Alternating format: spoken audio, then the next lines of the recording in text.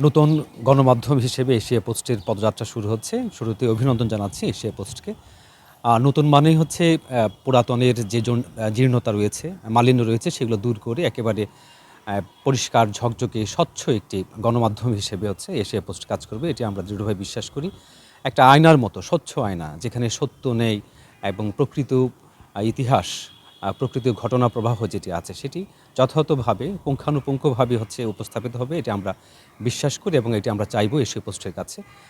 Asia post যেন রাজনীতি, ব্যবসা-বাণিজ্য, অর্থনৈতিক নিরপেক্ষতার দৃষ্টিতে দেখা দেখা হয় এবং কারো যেন পক্ষপাতিত্ব না করে সেই কামনা নিয়ে এবং এশিয়া পোস্টকে কামনা জানাই।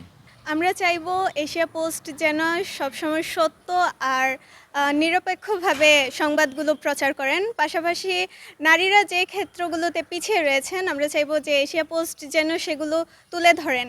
আর শিক্ষার ক্ষেত্রেও কিন্তু অনেক অনুন্নত দিক রয়েছে। আমরা চাইবো যে এশিয়া পোস্ট যেন সেই সংবাদগুলো প্রচার করেন। গণমাধ্যম প্ল্যাটফর্ম এশিয়া পোস্ট আমরা দেখতে পেয়েছি যে যাত্রা শুরু করেছে।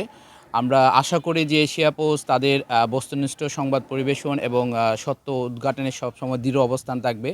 আমরা এশিয়া পোস্টের কাছে হাওড় অঞ্চলের সাধারণ মানুষ হিসেবে আমাদের প্রত্যাশা থাকবে হাওড় অঞ্চলের জীববৈচিত্র্য, হাওড় অঞ্চলের উন্নয়ন, অবকাঠামো, সমস্যা, সম্ভাবনা এইসব বিষয় তাদের প্রতিবেদনের মাধ্যমে তুলে ধরবে।